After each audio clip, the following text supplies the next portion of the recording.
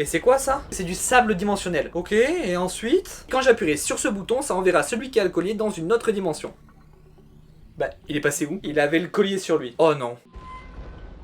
Attends! Trop tard. Pourquoi j'ai jamais de chance, moi? Où est-ce que je suis encore tombé? Oh shit. Ok, pas de panique, il suffit de le regarder. Une fois que ça sera fini, je pourrais peut-être faire une vidéo sur Lethal Company du coup. Mais pour l'instant, on le regarde. Allô, y'a quelqu'un? Oui, je suis là. Ok, c'est un call aid, il faut surtout pas le quitter des yeux. Ouais, ça je sais, c'est pour ça que je le regarde là actuellement. Ok, je le regarde, pendant ce temps-là, toi va à la sortie et trouve notre vaisseau dehors, il est pas très loin. D'accord, mais toi? T'inquiète pas pour moi, j'ai encore notre collègue dans le bunker, à deux on s'en sortira très bien. Par contre, y'a peut-être d'autres dangers, donc traîne pas. Faut pas me le dire deux fois.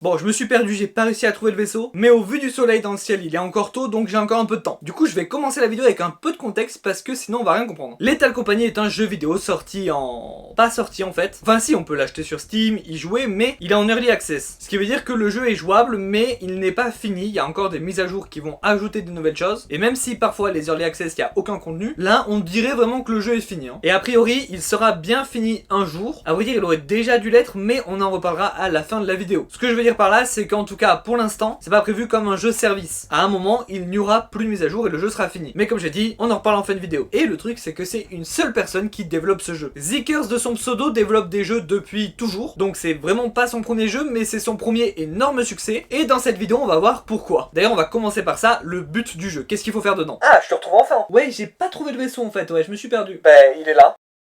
Ah!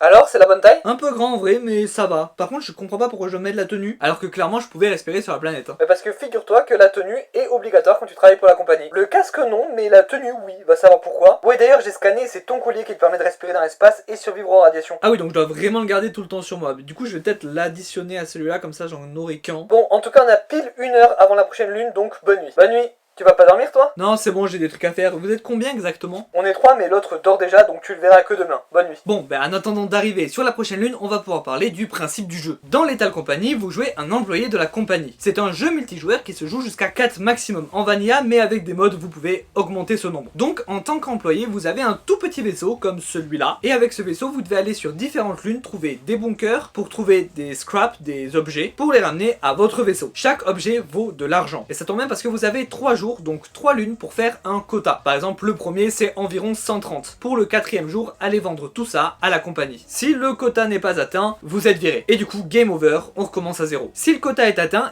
on recommence avec un nouveau quota plus élevé. Il faudra donc aller sur des lunes plus compliquées, ramener encore plus d'objets pour la compagnie. Ça, c'est le principe de base du jeu. Il y a plein de subtilités qui font que le jeu est incroyable. Notamment la première, le chat de proximité. Dans le jeu, il y a un chat intégré. C'est-à-dire que quand vous parlez dans votre micro, les autres joueurs vous entendent. Sauf que c'est un chat de proximité. Ce qui fait que si vous vous éloignez, vous entendrez moins vos collègues. Et si vous vous éloignez trop, vous les entendez carrément plus. Pour pallier à ça, dans le jeu, il y a des talkie-walkie. Et du coup, quand vous parlez dans le talkie-walkie, ça vous fait une voix de talkie-walkie. Et vous pouvez parler à tous ceux qui ont un autre talkie-walkie et qui l'ont allumé. Mais du coup, le chat de proximité rend tout mieux. Le côté flippant, parce qu'on va y venir, il y a un petit côté flippant dans le jeu, est renforcé par le chat de proximité, parce que quand vous vous retrouvez seul, vous êtes seul. Mais le côté amusant est aussi renforcé, parce que ça fait toujours plaisir de voir un de ses amis tomber dans le vide et entendre son cri s'éloigner de plus en plus jusqu'à ne plus l'entendre. Bon, dit comme ça fait un peu psychopathe, mais en vrai dans le jeu c'est marrant, je vous promets. Et l'autre twist qui rend le jeu vraiment intéressant, c'est qu'en fait sur chaque lune, dans chaque bunker, il y a des dangers partout.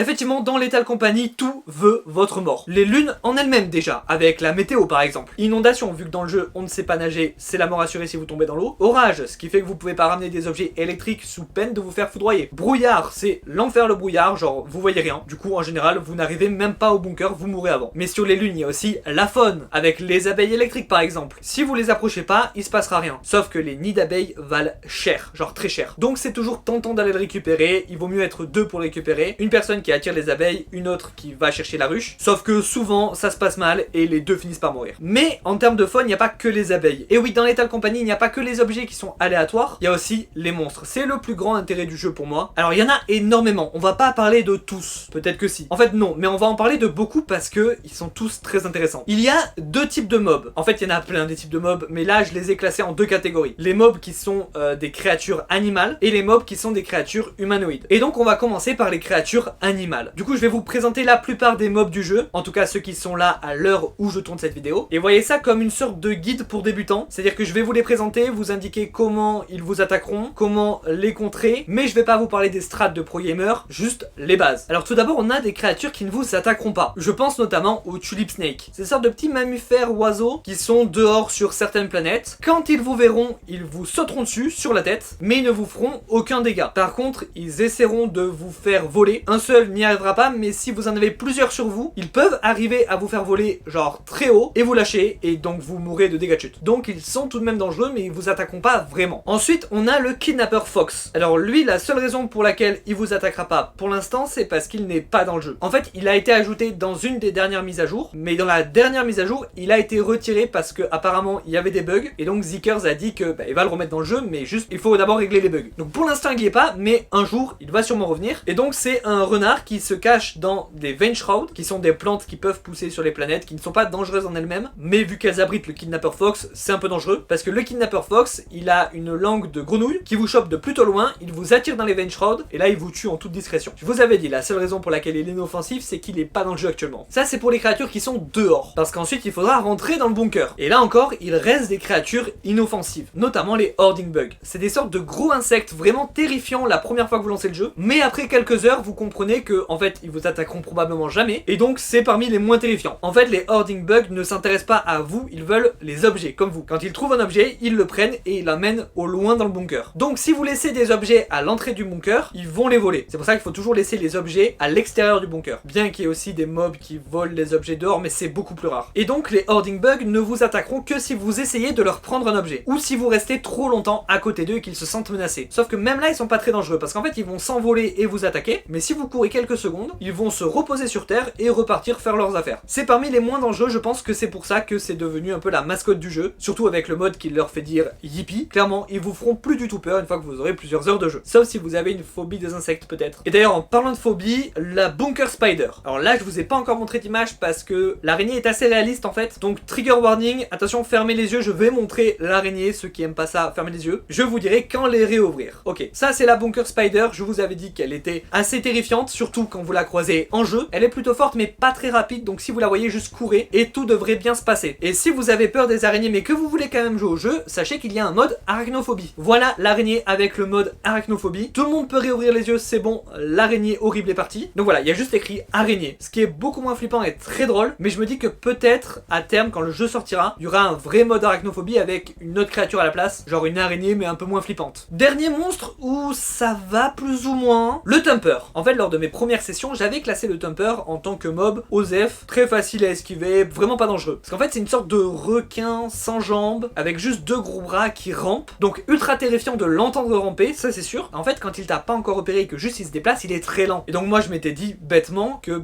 on pouvait juste courir pour l'éviter. Le fait est que j'en ai rencontré d'autres qui m'ont repéré, et une fois qu'il t'a repéré, c'est autre chose. En fait, c'est un des mobs les plus rapides du jeu, et en 3-4 coups, il t'a tué. Donc ouais, c'est pas du tout une créature à prendre à la légère, et si vous l'entendez ramper, fuyez. Sauf si vraiment vous êtes des pro gamers. C'est pour ça que je le mets dans ça va encore, parce qu'en fait, on l'entend ramper dans le bunker de très loin. Donc si quand vous l'entendez, vous fuyez, ça va. Par contre, s'il vous a vu, là c'est chaud. En tout cas, maintenant on passe aux créatures vraiment dangereuses, pas encore humanoïdes. Les Eyeless Dogs. Comme leur nom l'indique, ils sont aveugles. Ils spawnent dehors quand la nuit commence à tomber, ou aussi quand la météo est en éclipse, parce qu'en fait c'est une météo dont je vous ai pas parlé, qui fait que dès le début de la journée, il y a tout en plus dangereux. Donc dehors il y a les mobs de la nuit qui spawnent, dedans c'est la sauce, mais je crois que les loots sont plus chers, sinon il n'y a pas trop d'intérêt. Enfin bref, le fait est que les chiens aveugles, eux, ne vous voient pas, donc vous entendent. Donc quand vous les voyez, il faut se taire, s'accroupir, parce que juste marcher ça fait trop de bruit, et retourner au vaisseau tranquillement. Si vous vous faites repérer toutefois, vous pouvez courir au moment où le chien charge sur vous, parce qu'à ce moment-là, il aura un petit cooldown, le temps de se relever, et donc vous pouvez vous re-scroucher et repartir discrètement. Voilà, il est possible de l'esquiver quand il vous charge. Le vrai danger, c'est quand vous êtes encore accroupi et qu'il vous a pas repéré, mais qu'il s'approche de vous, et que donc le moindre mouvement le fera vous bouffer. Donc voilà, c'est un mob très dangereux qui est contrable quand il n'y en a qu'un seul par exemple, mais quand il y en a plusieurs ou quand il est combiné avec d'autres mobs dont on va parler juste après, là ça devient beaucoup plus dangereux. En parlant d'autres mobs justement qui vont pas du tout avec les chiens aveugles pour nous, c'est les forest keepers. Quand les deux sont à côté, c'est vraiment la sauce. Parce que les forest keepers, c'est des arbres géants qui eux vous voient mais vous entendent pas, c'est l'inverse. Ce qui fait que s'il y a un forest keeper seul, vous pouvez crier à vos collègues qu'il y a un géant. Il vous entendra pas. Alors que s'il y a des chiens et que vous criez attention, il y a des chiens aveugles, vous êtes mort. Ça peut être un sacrifice nécessaire, oui, mais vous êtes mort. Le problème du géant, c'est qu'il vous voit de très loin et une fois qu'il vous a vu, il vous poursuivra jusqu'à la mort ou que vous lui échappez en vous cachant ailleurs. Parce que vu qu'il vous entend pas, si vous vous cachez, c'est bon. Le souci, c'est qu'il court aussi vite que vous. Quand il vous voit, ne vous inquiétez pas, vous avez un effet sur votre écran qui vous dit qu'il vous a vu. C'est le même effet que quand votre personnage voit un cadavre et vous entendez ces bruits de pas se rapprocher, c'est juste terrifiant. Mais ce qui est encore plus terrifiant, c'est son lore. En fait, il est dit dans son lore qu'il a pas besoin de manger. En fait, il mange parce qu'il a l'intellect d'un enfant. Et donc, en vous voyant bouger, il veut découvrir ce que vous êtes en vous mangeant, tout simplement. C'est sa manière de découvrir le monde. Il y a un vrai côté Attack on Titan sur le fait que le géant a pas besoin de manger, mais qu'il mange tout le monde. Je trouve ça terrifiant. Le Man-Eater, dernier mob ajouté à l'heure où je tourne. Il vient de la dernière mise à jour. C'est un tout petit bébé tout mignon, un petit insecte bébé, je sais pas trop ce que c'est, une larve. Il spawn dans les bunkers, et une fois qu'il vous a vu, il vous suivra partout. Vous pouvez le prendre dans les bras, si vous voulez, voilà, tout va bien, tout est mignon. Le problème, c'est qu'il aime pas le bruit, il aime pas le sang, et il aime pas dehors. Voilà, s'il est en contact avec une de ces trois choses, il va commencer à pleurer. S'il pleure, vous pouvez le prendre dans vos bras et le bercer pour le calmer, sauf dehors, ça marche pas. Une fois qu'il est dehors, c'est finito. Et le sang non plus si c'est vous qui saignez, parce que vous continuez à saigner, donc ça va continuer à le faire pleurer. Mais pour le bruit, en tout cas, ça marche, sauf si votre pote est à côté avec un poète et qu'il n'arrête pas. Enfin bref, vous pouvez le bercer pour le calmer, parce que si vous le calmez pas, au bout d'un moment, il va se transformer. Voilà, et cette nouvelle créature va tuer tout le monde. Elle se déplace extrêmement vite, et elle vous one-shot, donc c'est vraiment un danger de fou. Globalement, si le bébé commence à pleurer et qu'il est pas à votre portée, courez. Vraiment, quittez le bunker, quittez la lune,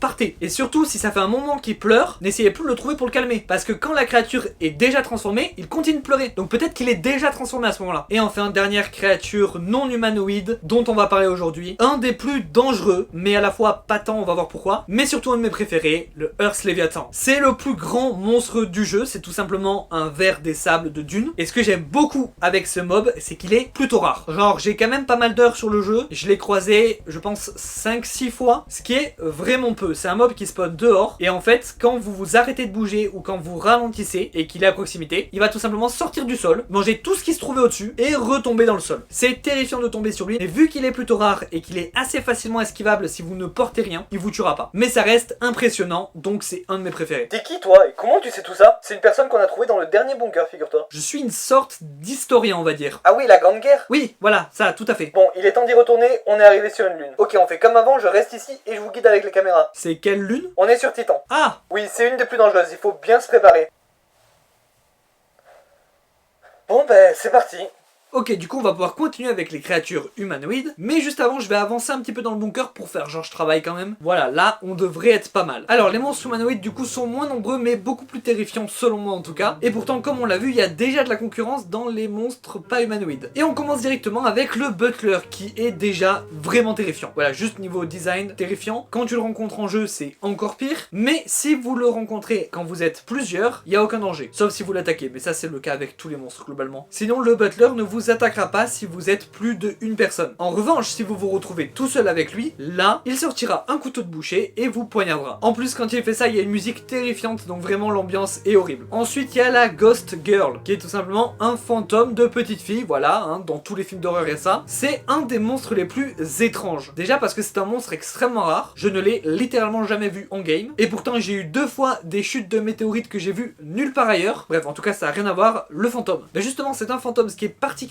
par rapport aux autres créatures, même au niveau du lore. D'ailleurs, il n'y a pas de lore sur le fantôme, je crois. En fait, si vous voyez la petite fille, vous êtes la seule personne à la voir. Et elle vous attaquera pas au début, juste elle va apparaître sur votre écran. Et si elle apparaît 3 fois sur votre écran sans que vous puissiez détourner le regard, si vraiment vous la voyez 3 fois, elle se mettra à vous poursuivre en dansant. Et si elle vous touche, vous mourrez one shot. Sauf qu'elle vous poursuit partout, même dans le vaisseau. Et ça donne des moments terrifiants où vous êtes avec vos potes dans le vaisseau. Et puis d'un coup, il y en a un qui meurt d'un coup, sans aucune explication. En fait, il y avait juste la petite fille qui le suivait et bah il le savait peut-être pas. Et vu qu'il y a que lui qui pouvait l'avoir, bah personne l'a vu. Et une fois qu'elle aura attaqué quelqu'un, elle va prendre une autre cible dans la même partie. Le seul moyen de la fuir, c'est de partir de la lune. Ensuite, le masque. Alors il a deux formes. De base, le masque c'est un objet qu'on peut vendre à la compagnie. Mais quand on a l'objet, on peut décider de le mettre. Sauf que bah, si vous le mettez, le masque prendra possession de vous et vous deviendrez un zombie qui essaiera de contaminer les autres joueurs. Sauf que du coup, bah, on fait l'erreur une fois, après on la refait plus. Donc le mob est nul. Sauf que non, parce qu'en fait le masque peut spawn en tant que autre joueur. C'est-à-dire que vous arrivez dans le bunker, il y a directement un autre employé de la compagnie qui a déjà le masque et qui vous poursuit directement. Le Jester. Alors le Jester, c'est juste une boîte à musique avec des pieds, donc bon déjà là c'est terrifiant, mais il est inoffensif sous cette forme. Le problème c'est qu'il va vous suivre et qu'il va essayer de vous bloquer. Par exemple, si vous rentrez dans une pièce fermée, il se mettra à l'entrée de la pièce et c'est impossible de sauter par-dessus ou de le déplacer, il restera là. Le seul moyen de se libérer, c'est d'espérer que la pièce soit assez grande, l'attirer un peu plus dans la pièce et pouvoir le contourner. Et la particularité du Jester, c'est qu'au bout d'un moment, il se met à jouer de la musique. Et une fois que cette musique est terminée, le Jester s'ouvre, laissant un crâne apparaître et il va bouffer tout ce qu'il voit. La méthode, c'est quand la musique commence, vous vous barrez. Si tout le monde sort du bunker à ce moment-là, le Jester va redevenir inoffensif, vous pourrez re-rentrer et répéter ça en boucle. Pour finir, dans ceux qui sont terrifiants, mais encore ça va, le Nutcracker. Alors lui, c'est particulier. Déjà, on l'entend de loin aussi, parce que c'est un petit casse-noisette de plomb, donc tous ces bruits de pas, on les entend. Il se déplace avec un fusil à pompe, tout simplement. Quand il se déplace, il n'y a aucun problème, vous pouvez bouger à côté et tout, personne vous remarquera. Mais à un moment, il va s'arrêter, il va s'ouvrir, il va y avoir une sorte d'œil alien qui va observer. Et là, si vous ne bougez pas, il ne vous verra pas. Sa vision est basée sur le mouvement. Par contre, le fusil à pompe fait très mal, donc faites vraiment gaffe. Et c'est un plutôt bon sniper en plus. D'ailleurs, si vous tuez le Nutcracker, vous pouvez récupérer le fusil à pompe, mais c'est pas simple. Allez, maintenant on passe pour moi au plus terrifiant. En commençant par le Bracken. Alors pourquoi le Bracken? Parce qu'en fait, si vous avez déjà joué plusieurs heures à Lethal Company, vous vous dites qu'il est pas du tout terrifiant, parce que bah, c'est un des premiers monstres du jeu, donc on a l'habitude maintenant. Mais au tout début, c'est peut-être le plus terrifiant. Parce que contrairement aux autres mobs terrifiants, lui n'est pas du tout rare. Il spawn dès les plus petites planètes et assez souvent. Alors que les mobs dont on va parler après, je les ai pratiquement jamais vus. Le Bracken,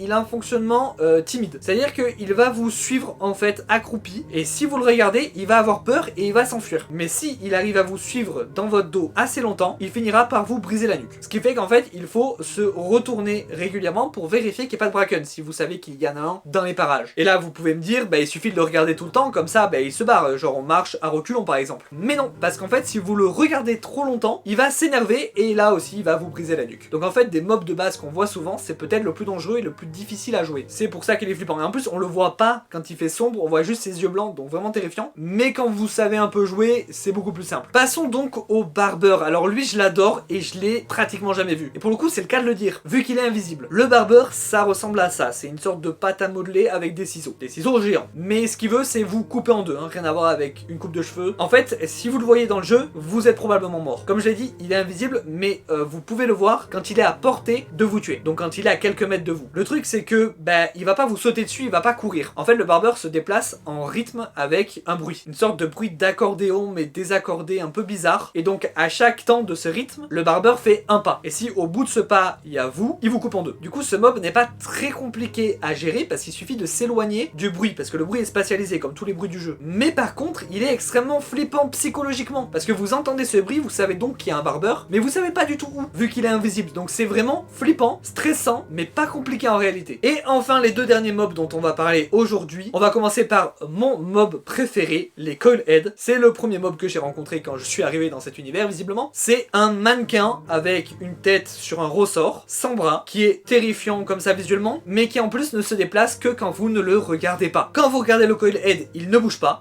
un geste, mais si vous détournez le regard ne serait-ce qu'une demi-seconde, il se déplace extrêmement vite, donc il peut vous rattraper et vous tuer. D'ailleurs, quand il vous tue, il vous coupe les bras et la tête, et il remplace la tête par un ressort, comme lui. Ce qui est vachement intéressant pour le lore, mais on y reviendra, ce mob est très important. Et oui, les fans de Doctor Who ont reconnu les anges pleureurs. Alors le mécanisme des anges pleureurs, du coup, quand tu le regardes pas, ils se déplacent, a maintenant été beaucoup utilisé dans la pop culture, donc c'est peut-être une référence à autre chose, comme par exemple les SCP, mais perso, je pense que c'est peut-être vraiment une référence à Doctor Who pour plein d'autres trucs, mais on en parlera un peu plus dans la partie d'après. En tout cas, c'est sûr que ajouter un mob qui fait comme les anges pleureurs dans ton jeu d'horreur, c'est forcément une réussite, si c'est bien fait, et là c'est extrêmement bien fait. En plus, le fait d'avoir fait un mannequin et pas une statue, ça rend le truc original et c'est vraiment cool. Et enfin, les Old Bird. Ce sont des robots de fer géants, complètement inactifs. Ils peuvent spawn un peu partout sur les lunes, mais sont assez rares. Et en fait, ils vont rester inactifs tout le long de la partie, sauf si vous restez jusqu'à très tard sur la lune, là peut-être qu'il va finir par se réveiller, ou si vous retirez la pile. En fait dans certains bunkers il y a un truc d'énergie. Ce truc vous pouvez le retirer pour aller le vendre, mais quand vous le retirez ça coupe toutes les lumières dans le bunker et ça fait spawn plus d'ennemis. Et notamment ça réveille les Old Birds qui sont présents sur la map. Et là il passe d'un robot style le géant de fer ou le château dans le ciel un peu cool mais pas flippant à quelque chose de terrifiant. Parce que le robot va se mettre à faire des mouvements aléatoires, à s'envoler avec des réacteurs, s'écraser sur les ennemis, tirer des missiles un peu partout, regarder avec sa lumière frénétiquement et surtout faire des bruits de robots et de bébés qui pleurent. C'est terrifiant. Surtout que contrairement aux autres mobs d'extérieur, il va pas attendre que vous sortiez du bunker pour faire le bordel. Parce qu'en fait, il ne vous attaque pas que vous, il attaque aussi les mobs. Du coup, quand vous sortez, en général, c'est déjà la merde. Il y a des explosions de partout, les mobs ils s'attaquent entre eux, c'est le bordel. Et ça, sur toutes les planètes, en général, il y en a qu'un, grand max. Donc imaginez une planète où il y aurait des dizaines de Old Birds. Imaginez-les actifs tous en même temps parce que vous avez retiré la pile. Imaginez l'enfer. Mais alors pourquoi j'ai dit que le Old Bird et le Coil Head étaient vachement importants pour le lore? Et bien pour ça, il suffit d'aller voir leur description dans la base de données de la compagnie. Oh non, on a un problème. Alerte, on en éclipsé, replié immédiatement en bruit. Non, pas ça, pas maintenant. Comment on a raté ça? Réunion à l'entrée, il faut qu'on parte ensemble. Ok, Titan c'est la lune la plus dangereuse du jeu hors lune secrète. Et comme j'ai dit, éclipsé c'est la météo du jeu qui rend les lunes plus compliquées. Donc Titan, éclipsé, c'est mort, hein. C'est vraiment la difficulté la plus hardcore du jeu. Donc faut partir tout de suite, je continuerai les explications après. Hein. Il y avait un Bracken devant moi, il est parti, il faut vraiment qu'on se casse. Ouais, moi je crois que j'ai entendu un autre cracker. Moi j'ai vu plusieurs monstres, il faut vraiment pas tarder, je suis à l'entrée. Moi aussi. Moi aussi. Bon, on fait comment là? Parce que là c'est l'escalier et puis après c'est le vaisseau directement. Avec probablement un chien aveugle dedans. Et il y en a sûrement d'autres. On y va sans faire aucun bruit. Essayons de pas trop se coller non plus pour avoir plus de chance. Allez-y devant, je ferme la marche.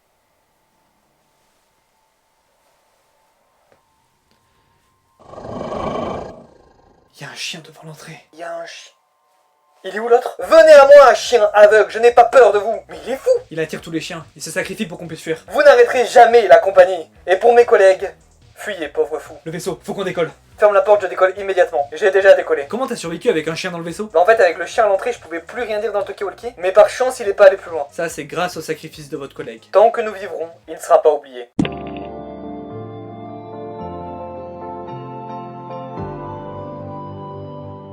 Bon ben on doit aller vendre hein. Je suis pas sûr qu'on ait assez mais on est obligé. Direction la compagnie. C'est loin, on en a pour longtemps en termes de route? Moins que tout à l'heure mais un peu ouais, je vais faire une sieste. En fait les moments de voyage c'est les seuls moments où vous pouvez vraiment vous reposer. Oui, c'est pour ça qu'on va dormir à chaque fois, sinon on est trop fatigué pour les lunes. Bon ben bonne nuit alors, je monte la garde au cas où. Bon, je vais pouvoir vous expliquer le lien entre les Coilhead et le Old Bird, mais avant on va falloir qu'on parle un petit peu du lore. En fait on rentre enfin dans la partie de la vidéo où on parle du lore, juste les Coilhead et le Old Bird c'est un peu plus tard, parce qu'il y a énormément de choses à voir avant. Et puisqu'on est dans le vaisseau, je vais commencer par vous dire comment on connaît le lore de Lethal Company. Grâce à ça globalement. En fait dans le jeu il y a deux façons d'avoir des informations. Le scanner, celui qui te permet de repérer les objets dans le bunker, pour le lore des monstres notamment, parce que quand tu scannes un monstre, tu peux ensuite aller sur le terminal pour voir son lore. Mais il y a aussi les notes de Sigurd. Ce sont des notes que vous pouvez trouver un peu partout sur les différentes lunes, et pareil, vous pouvez y accéder depuis le terminal. Alors, qui est Sigurd? Laissez-moi vous résumer son histoire à travers ces notes. Sigurd était un ancien employé de la compagnie, comme le personnage que vous jouez. Et par ancien, je veux dire que vraiment c'est le cas. On n'a pas vraiment de date à laquelle se déroule le jeu, mais les estimations le placent à peu près en l'an 2300. Et les notes de Sigurd, elles datent de 1968. Donc ouais, ça fait un bail. Lui aussi a 3 collègues avec lui. Sa team est composée de Richard, Desmond et Jess. Et Richard, ou Rich comme il est appelé dans les notes, n'est pas du tout apprécié par Sigurd. Apparemment c'est parce qu'il sent vraiment pas bon. Sigurd est pas super sympa. Mais bref, on suit leurs aventures. On apprend que c'est notamment Sigurd qui a eu l'idée d'ajouter le journal au terminal. Avant, pour noter des choses, il écrivait juste des notes sur les fiches de monstres. C'est pour ça que sur beaucoup de fiches de monstres que vous pouvez accéder avec les scanners, il y a des notes de Sigurd sur le danger de cette créature. Après je vous dis que Sigurd a fait tout ça avec l'ordinateur, non, c'est surtout Desmond en fait. D'après Sigurd, c'est lui le génie de l'informatique, le sorcier comme il l'appelle. Un jour, ils vont vendre à la compagnie, donc comme nous, sauf que Sigurd a son talkie-walkie allumé et il entend une voix dedans qui a l'air de souffrir d'être en enfer, et cette voix lui dit que la planète d'or existe et qu'elle a été avalée par la bête. Ok, donc vraiment flippant mais très intéressant pour la suite. De plus, on apprend que la voix proviendrait de l'autre côté du mur de la compagnie, donc c'est-à-dire là où il y a la bête de la compagnie. J'en ai pas parlé encore, c'est vrai. Quand on va vendre à la compagnie, ce sont des tentacules qui viennent récupérer notre loot. Donc derrière le mur, a priori, c'est une créature. Et donc cette voix provient de derrière le mur. Il serait en fait digéré par la bête. Jess explique alors à Sigurd qu'elle veut démissionner avec lui. Mais Sigurd ne veut pas parce que le salaire est plutôt bon et que le contrat c'est qu'une saison, donc c'est pas si long. Au fur et à mesure des jours, il retourne souvent à la compagnie pour vendre. Et à chaque fois, il entend des bruits derrière le mur. Et ça commence à le rendre un peu fou. Aussi, une fois où ils étaient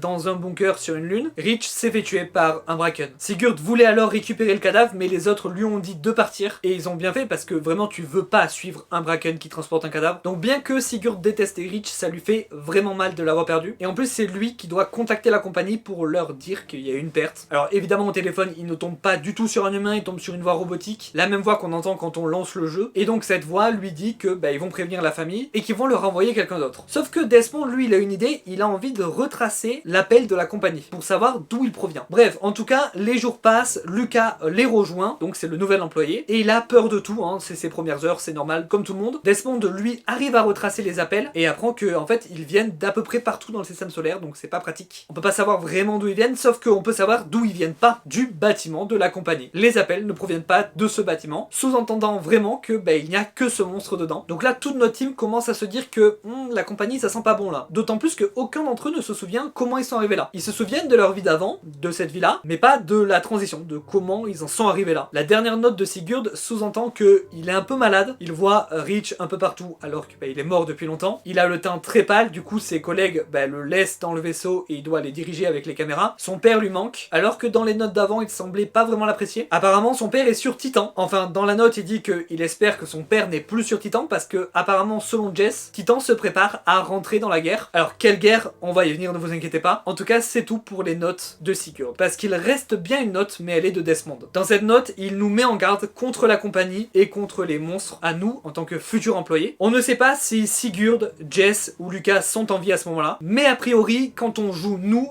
non, vu qu'il y a plus de 300 ans d'écart, au minimum. En tout cas avec cette dernière note, on voit bien qu'ils semblent vouloir se rebeller contre la compagnie. Mais apparemment ils ont pas réussi vu que elle est toujours là à notre époque. Donc ouais, tout ça c'est très mystérieux. Mais ce n'est que la partie visible de l'iceberg du lore de Lethal Company. Parce que ces notes nous donnent beaucoup d'infos mais nous donnent aussi beaucoup de questions. Et ça c'est ce qu'on va voir maintenant. Par exemple on peut commencer avec une des choses qu'on a appris avec ces notes. La compagnie existe depuis très longtemps. Que les Bracken existaient et que certaines lunes n'étaient déjà plus habitées, vu que utilisées pour la compagnie, en 1968. On sait aussi que la team de Sigurd a commencé à douter. On peut supposer que c'est à eux qu'appartient la foreuse qu'il y a sur la compagnie. Voilà, j'en ai pas encore parlé, il y a une foreuse à la compagnie. Dessus il y a écrit qu'il faut pas en parler, et a priori ce sera pour faire un trou dans le mur de la compagnie, pour tuer le monstre, ou en tout cas y aller. Le problème c'est que visiblement elle n'a jamais été activée de leur vivant, vu que 300 ans plus tard, elle est toujours là. Et on ne peut pas encore l'activer, ça ne marche pas encore, ça sera sûrement possible dans une future version du jeu, mais pas pour l'instant. Après j'aimerais revenir sur un détail, le fait que le père de Sigurd habite sur Titan. Ce qui veut dire que à l'époque, Titan était habité. Alors que, comme vous l'avez vu qu'on y était il y a quelques minutes, aujourd'hui elle ne l'est plus du tout, c'est juste des monstres. L'explication nous a en fait donnée par Jess, Titan s'apprêtait à partir en guerre. Au début c'était la théorie la plus populaire sur le lore de Lethal Company. Aujourd'hui elle est totalement confirmée. Il y a bel et bien eu une guerre dans l'histoire de Lethal Company. Par contre le pourquoi, du comment, qui contre qui, quand exactement ça a eu lieu, tout ça, ça reste très flou. Ça reste des théories. Et là je vais vous partager ma vision de la chose, qui est sûrement pas la vraie complètement, qui sera sûrement différente de vos théories à vous. D'ailleurs n'hésitez pas à me dire en commentaire vos théories sur le lore de Lethal Company, c'est fait pour ça. Bon du coup pour cette théorie je vais d'abord vous donner énormément d'infos en vrac. Si vous comprenez pas exactement tout, c'est pas grave, c'est juste pour vous donner des informations pour que la théorie d'après soit un peu plus claire. Alors le jeu prend place dans la nébuleuse du Chardon. Sachant que d'autres nébuleuses sont mentionnées, le voyage stellaire de cette époque semble pouvoir aller très loin. Il y a notamment le BOT,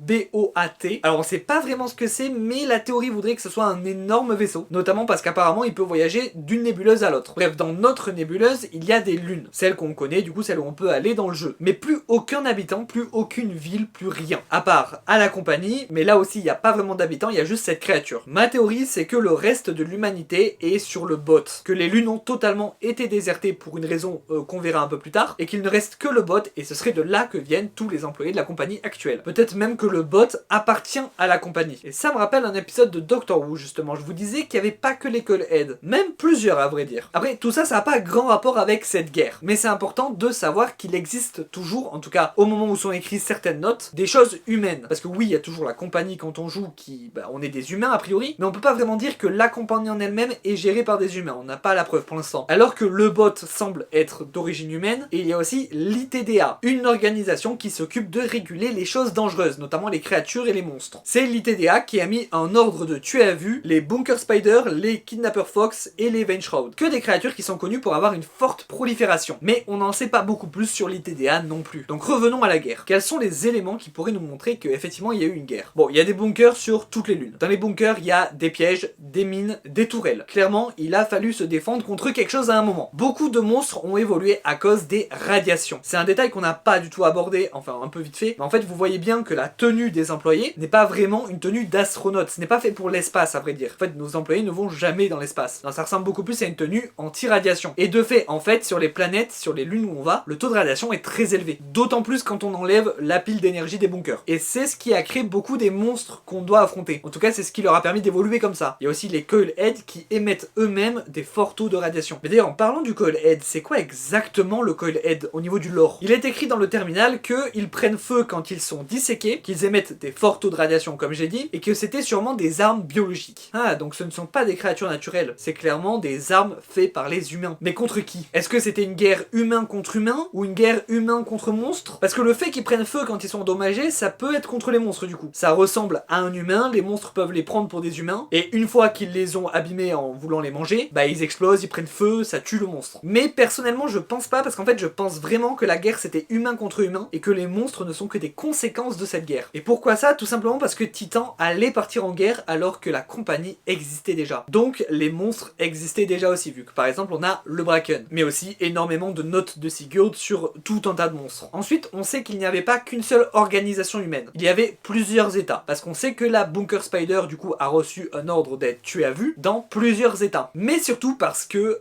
les Oldbirds. Alors il y a énormément d'infos sur les Oldbirds dans le terminal, je vais essayer de vous résumer tout ça. Les Oldbirds sont une arme de guerre de 2143. Ils envoient de la lumière et du son, deux choses que les Coilheads n'aiment pas. On sait que 50 Oldbirds ont attaqué la capitale d'Anglen, ce qui ne marqua pas la fin mais entraîna la chute de l'empire d'Anglen. Les responsables présumés sont Biomok, à cause des tensions connues entre Anglen et Biomok. Il est aussi dit que les Oldbirds restent sur la lune où ils ont atterri, c'est-à-dire qu'ils ont concrètement assez d'essence pour repartir dans l'espace, mais en général quand ils atterrissent sur une lune, ils y restent. Et quand je vous ai dit tout à l'heure que les Oldbirds étaient en général assez rares et au nombre de 1 max par planète, je vous ai menti. En fait, il y a 2 lunes dans le jeu où les Oldbirds sont en très grand nombre. Artifice et Embryon. En fait, c'est 2 lunes secrètes, donc elles sont pas accessibles facilement dans le jeu. Du coup, si vous cherchez pas vraiment à fouiller le jeu de fond en comble, vous ne les connaissez peut-être même pas. En fait, Embryon a clairement servi de lieu d'entraînement pour les Oldbirds. Il y a une vingtaine de Oldbirds sur la planète. Oui, c'est cette lune où c'est un enfer quand vous enlevez la pile. D'ailleurs, on sait que le bot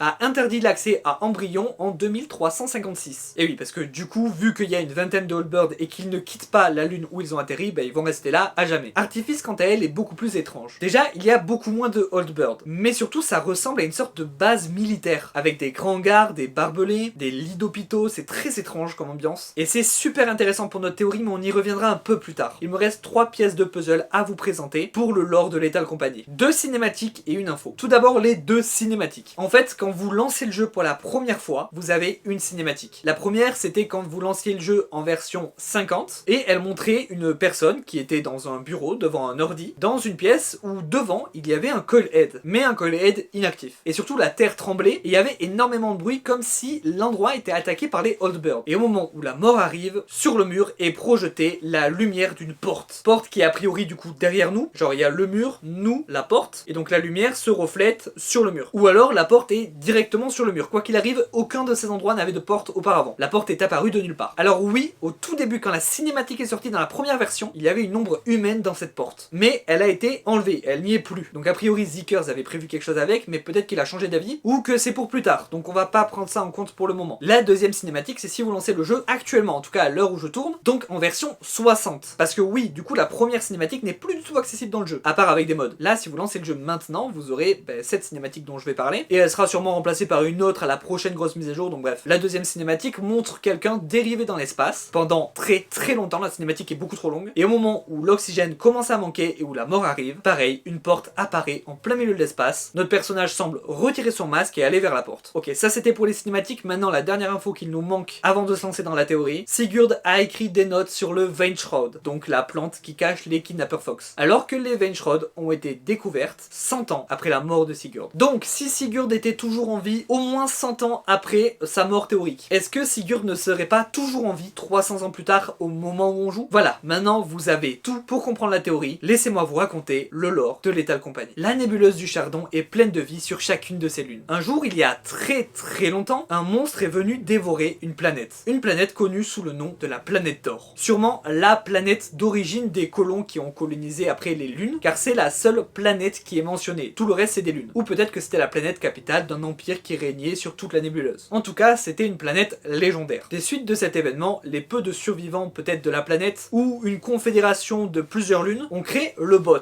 Ils ont enfermé le monstre sur une planète qui s'appelle Gordion. Gordion qui est, soit dit en passant, dans la mythologie, le nom de la ville de Midas. Et Midas, avant d'être un personnage Fortnite, c'était un roi dans la mythologie qui avait le pouvoir de changer tout ce qu'il touchait en or. Donc Gordion, la planète d'or, tout ça, ça commence à avoir des liens. Bref, le bot enferme le monstre et crée la compagnie. Le job de la compagnie, ça va être d'amener des objets à la créature pour la rassasier, sûrement peut-être parce que une fois qu'elle est rassasiée, elle n'essaye pas de s'échapper pour manger une autre planète. Et ça aussi, ça me rappelle un autre épisode de Doctor Who d'ailleurs. Bref, en tout cas, la compagnie devient une institution obligatoire pour chacune des lunes. Mais ça dure pendant des années et des années. Du coup, les gens commencent à oublier un peu pourquoi la compagnie existe, pourquoi on doit nourrir cette créature. D'autant plus que peut-être que le bot essaye de garder ça un peu secret. Et au fur et à mesure des années, la planète d'or devient une légende. Les gens commencent à penser que ça n'a jamais existé. Vu que les lunes doivent toujours des ressources à la compagnie, elles commencent à se faire la guerre entre elles. Ben ouais, une fois qu'une lune a épuisé toutes ses réserves, il ne lui reste qu'une seule solution, faire la guerre à sa voisine pour récupérer ses ressources. Elle commence donc à créer des armes de plus en plus puissantes, souvent alimentées par des choses qui créent des radiations, commençant à créer par la même occasion certains des monstres que l'on croise encore aujourd'hui. Puis vient des années plus tard, l'année 1968. Et donc toute l'histoire de Sigurd que je vous ai déjà racontée. Et donc le fait qu'il entend une personne de l'autre côté du mur parler de la planète d'or, et dire que ce n'est pas une légende. Et là, deux possibilités. Soit Sigurd a entendu au talkie-walkie une voix qui vient du passé, soit cette personne est encore en train d'être digérée par la créature. Et donc probablement aussi encore tous les habitants de la planète d'or et possiblement la planète entière. Après toutes ces années, la digestion ne serait pas encore finie. Et par je ne sais quelle magie, les habitants seraient maintenus en vie dans cette horreur. Ensuite, il y a toute l'histoire avec le fait que Desmond et Sigurd décident de se rebeller, sûrement accompagnés de Jess et Lucas s'ils sont encore en vie, et je pense que ça c'est notamment motivé par le fait que la guerre fait de plus en plus rage. Et que tout ça c'est à cause de la compagnie. Ils mettent donc en place la foreuse, mais ils ne l'utiliseront a priori jamais. Ma théorie c'est que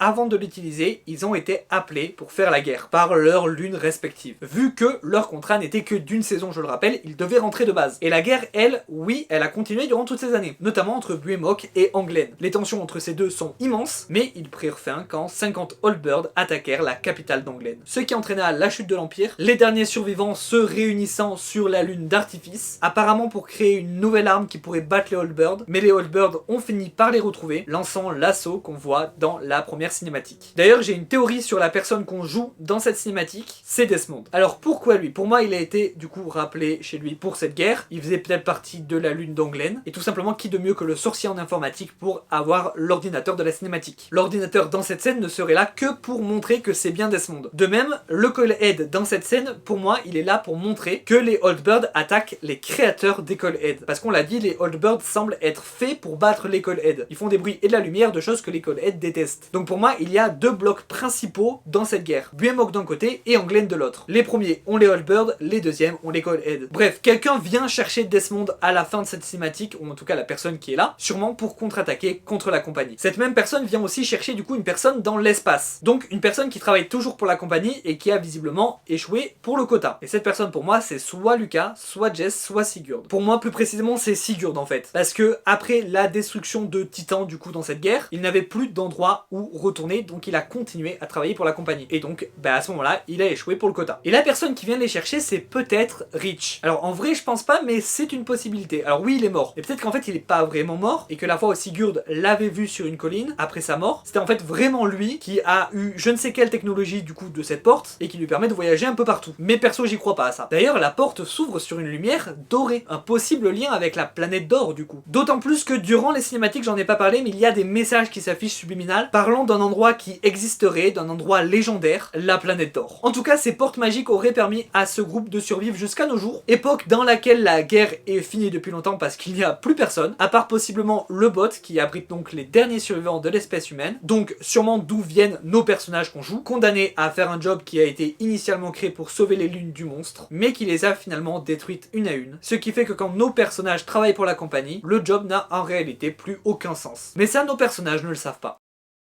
Alors je sais il y a des problèmes, notamment sur les dates, sur l'apparition des Hotbirds et l'espérance de vie des humains, il y a des personnes qui vivent beaucoup trop longtemps dans mon histoire, mais soit les persos de Lethal Company vivent beaucoup plus longtemps que des humains, soit j'ai une autre théorie mais que j'ai pas le temps de développer ici, qui est que peut-être nos persos ne sont pas du tout à la date qu'ils pensent être. Enfin, quand je parle de nos persos, je parle de Sigurd et son équipe. Parce qu'en fait, ils nous disent être en 1968, mais peut-être que c'est à ce moment-là qu'ils sont partis de leur planète pour rejoindre la compagnie, mais qu'ils ont été genre cryogénisés, je sais pas, pendant des années, et qu'en fait, ils sont beaucoup plus proches de notre époque qu'ils ne le pensent. Et ce qui me fait dire ça, c'est que ils ont aucune idée de comment ils se sont retrouvés à la compagnie. Donc potentiellement, ils savent pas du tout combien d'années se sont écoulées en fait. Ce qui résoudrait à peu près tous les problèmes en fait. Ils sont partis à une époque où la guerre ne faisait que commencer, Titan n'était pas encore entré dans la guerre, et en fait, au moment où ils ont commencé à travailler pour la compagnie, la guerre était déjà finie depuis longtemps. Ils auraient donc passé 300 ans en cryogénie globalement. Peut-être même que quand on vient les chercher avec les portes, en fait, on vient les chercher pour travailler à la compagnie. Mais là, peut-être je vais trop loin, on va s'arrêter là pour l'instant. De toute façon, toutes ces théories seront sûrement annulées avec le prochain patch. On va en parler justement du futur de Lethal Company dans la conclusion. Et il y aura sûrement d'autres vidéos parce que moi, je vais pas m'arrêter de théoriser là-dessus. Allô, tu me reçois? Chief?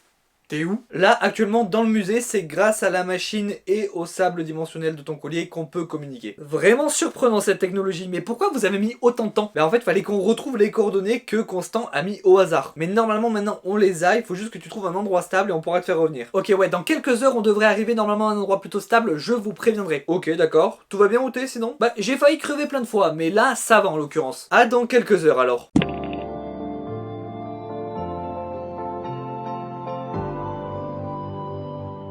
Ok, on est arrivé. Faut vendre le plus possible tout ce qu'on a.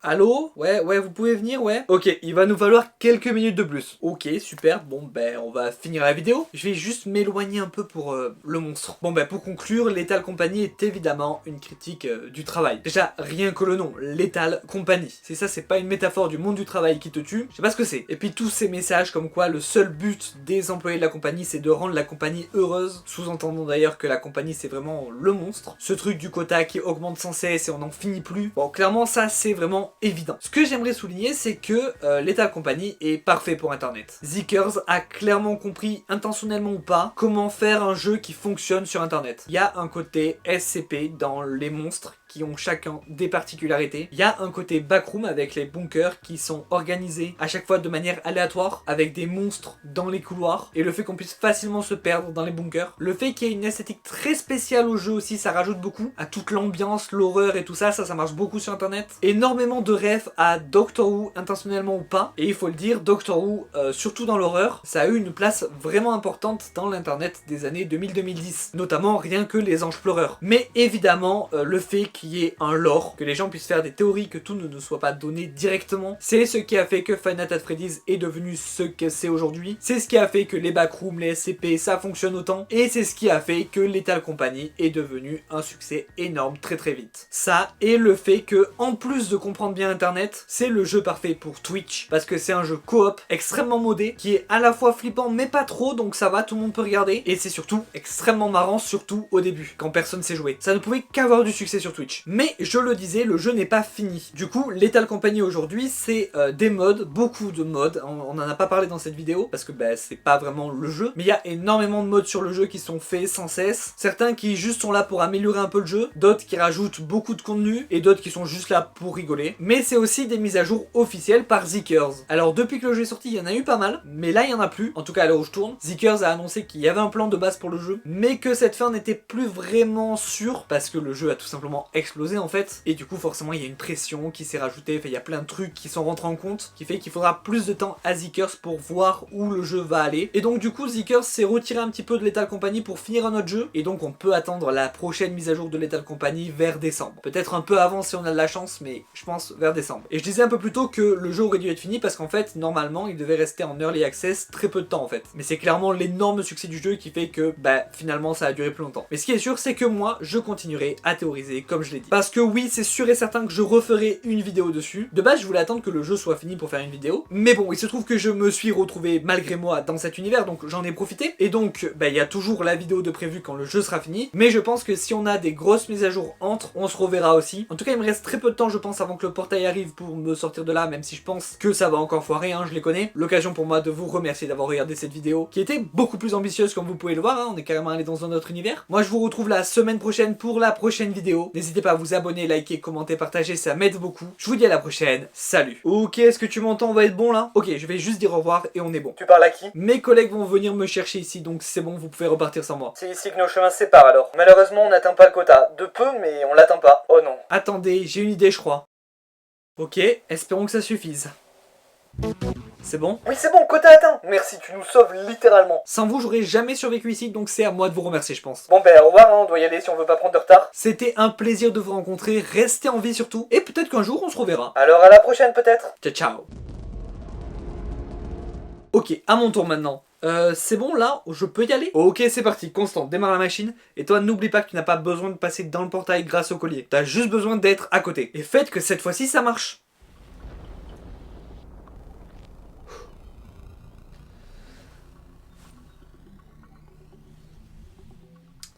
C'est pas du tout le musée ça. Ouais, c'est possible qu'on n'ait pas encore tout compris en fait. Génial. Bon, au moins ça a l'air moins dangereux que Lethal Company. Ça ressemble l'Irlande, l'Islande peut-être. L'Islande de notre univers, t'es rentré? Oh non, si vous m'avez encore envoyé dans un jeu, je suis peut-être dans Death Stranding. Et j'ai pas envie d'être dans l'univers de Death Stranding là maintenant, même si j'adore le jeu. Attends, il y a un truc là-bas, je crois, je vais voir. Y a quoi? Alors, la bonne nouvelle c'est que c'est pas Death Stranding, hein, c'est même pas un univers de jeux vidéo à vrai dire. La mauvaise c'est que je sais exactement où on est.